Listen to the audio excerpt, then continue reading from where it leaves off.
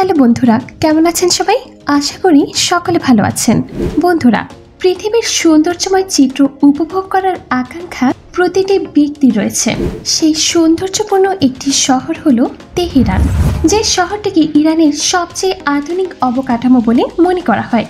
যে শহরটি ইরানের বৃহত্তম বাণিজ্যিক রাজধানী হিসেবে স্বীকৃতিপ্রাপ্ত, যে শহরটিকে ইরানের প্রাণকেন্দ্র হিসেবে চিহ্নিত করা হয়, যেখানে প্রায় 21,000-এরও বেশি পার্ক রয়েছে। হ্যাঁ বন্ধুরা, আজকে আমরা কথা বলতে চলেছি ইরানের ফেমাস একটি শহর তেহরান সম্পর্কে।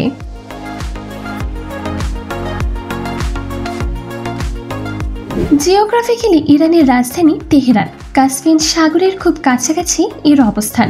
ইরানের উত্তর দিকে বিশাল এলাকা জুড়ে রয়েছে আলফারেস মাউন্টেন এরিয়া, এর এক প্রান্ত জুড়ে রয়েছে কাস্পিয়ান সাগর এবং অপর প্রান্তে তেহরান।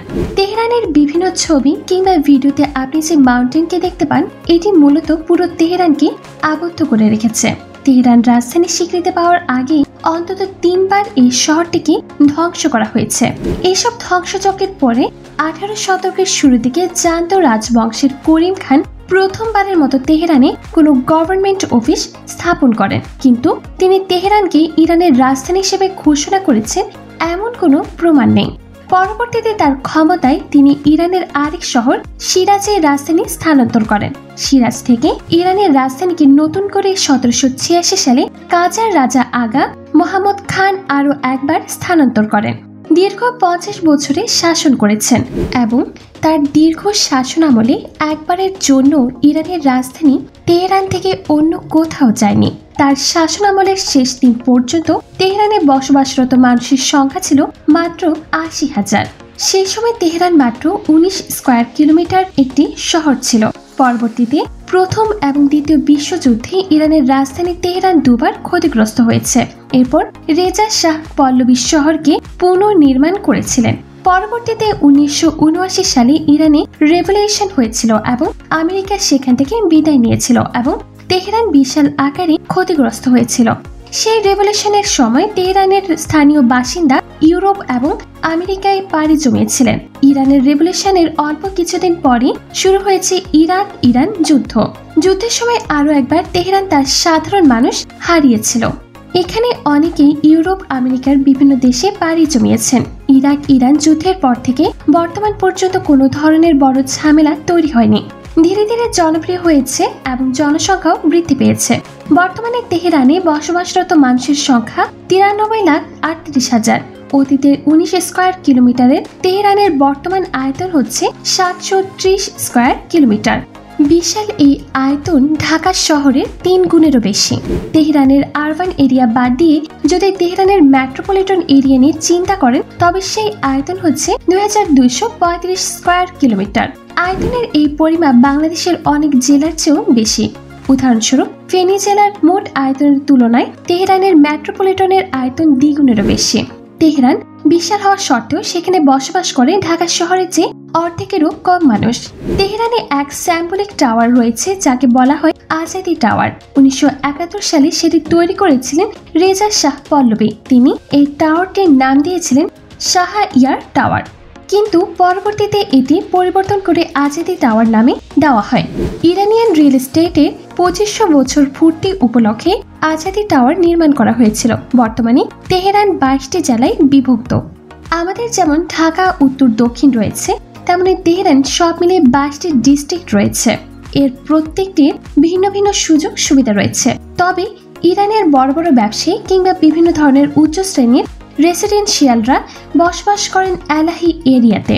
নর্দার্ন তেহরানের এলাহি অঞ্চল হচ্ছে বাংলাদেশের গুলশান বনানীর মতো, যেখানে উচ্চ শ্রেণীর রেসিডেন্সিয়াল অঞ্চল, যেখানে 70 থেকে 100 স্কয়ার মিটারের একটি ছোট্ট বাড়ির মান্থলি ভাড়া হচ্ছে প্রায় $10,000 এবং মাল্টি মিলিয়ন ডলারের নিচে কোনো বাড়ি কেনার সুযোগ নেই। এলাহি আলভার্স মাউন্টেনের খুব কাছাকাছি অবস্থিত এবং এর পরিবেশ সবচেয়ে বেশি আরামদায়ক। এই কারণে সেখানে দামটা খুব বেশি। আবার নর্দার্ন তেহরানের একদিয়ারি অঞ্চলটি হচ্ছে ইরানের ঐতিহ্যবাহী পুরনো শহর। উদাহরণস্বরূপ আমাদের পুরনো ঢাকার মতোই কার্ভ টাউনের হরমোজন স্ট্রিট ইরানের একটি প্রতীক। তেহরানের এই জায়গাটি মিলাদ টাওয়ারের কারণে আরো বেশি পরিচিত। একটি সিঙ্গেল ফ্রেমের উপর দাঁড়িয়ে থাকা 24তম উঁচু টাওয়ার এটি। তবে মধ্য তেহরান কিংবা সাউদার্ন তেহরানের দিকে যতই আসবেন ধীরে ধীরে দাম কমে আসবে। তবে মনে রাখতে হবে যে তেহরান মধ্যপ্রাচ্য তথা সারা পৃথিবীর মধ্যে একটি কস্টলি সিটি। তেহরানে প্রায় 400 এর বেশি শপিং মল রয়েছে, তবে প্রত্যেকটা শপিং মলই জনপ্রিয়। তবে এই তালিকায় ইরান মল সবচেয়ে বেশি জনপ্রিয় এবং এটি পৃথিবীর সবচেয়ে বড় শপিং মল। আর ইরানের স্থাপত্য শিল্পের বেশ কিছু অসাধারণ নিদর্শন এখানে দেখানো হয়েছে। ইরান মল এর বাইরে জনপ্রিয় শপিং মলগুলো হচ্ছে প্যালাডিয়াম মল, ব্যামল্যান্ড মেগা মল এবং ওপাল শপিং সেন্টার এটসেট্রা। এগুলো ছাড়াও যদি ঐতিহ্যবাহী শপিং মলগুলোর কথা চিন্তা করেন তবে প্রথমেই রয়েছে ঐতিহ্যবাহী গ্র্যান্ড বাজার। এখানে প্রায় সব কিছুই পাওয়া যায়। তেহরানে যত ধরনের শপিং রয়েছে তার মধ্যে ভিন্ন দুটি শপিং হলো ইরানের বিখ্যাত সব কার্পেট এবং দ্বিতীয়টি হচ্ছে ঐতিহ্যবাহী ইরানি সব মশলা। গ্র্যান্ড বাজার কিংবা তেহরানের বিভিন্ন শপিং মলে যে কার্পেটগুলো আপনি পাবেন সেগুলো সত্যিকার অর্থে মাস্টারপিস। অসাধারণ সব ডিজাইনের মধ্যে দিয়ে তারা আপনার মন জয় করে নেবে। কার্পেটকে প্রদর্শনের জন্য তেহরানে তৈরি হয়েছে একটি কার্পেট মিউজিয়াম। ইরানের মশলা সারা পৃথিবী জুড়ে জনপ্রিয়। সেদিন থেকে ইরানের মশলার বাজারগুলো একটি নতুন সংস্কৃতি জন্ম দিয়েছে। ঐতিহ্যবাহী বাজারগুলো থেকে শুরু করে আধুনিক বাজারগুলোতেও মশলার একটি অসাধারণ প্রদর্শন থাকে, যা তেহরান এবং ইরানের ঐতিহ্যকে সবচেয়ে বেশি দৃশ্যমান করে। এছাড়াও তেহরান জুড়ে প্রায় 2100টি পার্ক রয়েছে। এগুলোর বাইরে বেশ কিছু মিউজিয়ামও রয়েছে, যার মধ্যে ন্যাশনাল মিউজিয়াম, মালিক মিউজিয়াম, ফেরদৌস গার্ডেনে অবস্থিত সিনেমা মিউজিয়াম এবং আফগানি মিউজিয়াম সহ আরও অনেক মিউজিয়াম রয়েছে। ইরানের প্রাণকেন্দ্র হচ্ছে তেহরান, তাই এখানে রয়েছে সব মিলিয়ে প্রায় 48টি ইউনিভার্সিটি, 20টি হেলথ কেয়ার ইউনিভার্সিটি এবং 14টি রিসার্চ সেন্টার রয়েছে, যার মধ্যে সবচেয়ে বেশি সায়েন্টিফিক রিসার্চ সেন্টার রয়েছে এবং 6টি এডুকেশনাল ইনস্টিটিউট রয়েছে। তেহরান খাবার দাবারের জন্য অসাধারণ এক জায়গা। এশিয়ান, আরবিক এবং পার্সিয়ান এমন কোনো খাবার নেই যা আপনি সেখানে পাবেন না। তবে পার্সিয়ান খাবারের প্রচলন সবচেয়ে বেশি, যার মধ্যে সবচেয়ে জনপ্রিয় হচ্ছে গ্র্যান্ড বাজারে অবস্থিত মুসলিম রেস্টুরেন্ট। এটি এমন এক রেস্টুরেন্ট যেখানে খাবারের জন্য আপনাকে লাইনে দাঁড়াতে হবে। ব্যস্ততার কারণে সঠিক সময়ে সবাইকে খাবার সার্ভ করা সম্ভব হয় না। প্রতিদিন মুসলিম রেস্টুরেন্টে ভিড় করে অন্তত 4500 থেকে 6000-এর বেশি মানুষ। মধ্যপ্রাচ্যের অন্যান্য যে কোনো শহর থেকে তেহরানের সবচেয়ে বেশি গাড়ি ব্যবহার হয়ে থাকে। তেহরান শহরটিকে এমনভাবে ডিজাইন করা হয়েছে যেখানে সব মিলিয়ে মাত্র 30 লক্ষ গাড়ি চলাচল করতে পারবে, কিন্তু বর্তমানে এই শহরে রয়েছে অন্তত 50 লক্ষেরও বেশি গাড়ি। প্রতিদিন 2 লক্ষের বেশি শুধু ট্যাক্সি চলাচল করে। শহরের সারা শহর জুড়ে মেট্রো যেমন রয়েছে তেমনই রয়েছে দুটি ইন্টারন্যাশনাল এয়ারপোর্ট। সেগুলো হলো মেহেরাবাদ ইন্টারন্যাশনাল এয়ারপোর্ট এবং ইমাম খোমেনি ইন্টারন্যাশনাল এয়ারপোর্ট। সারা পৃথিবী জুড়ে ইরানের ফুটবল বেশ জনপ্রিয়। ইরানের তেহরান ভিত্তিক আরারাত ফুটবল ক্লাব হচ্ছে ইরানের সবচেয়ে প্রসিদ্ধ ফুটবল ক্লাব।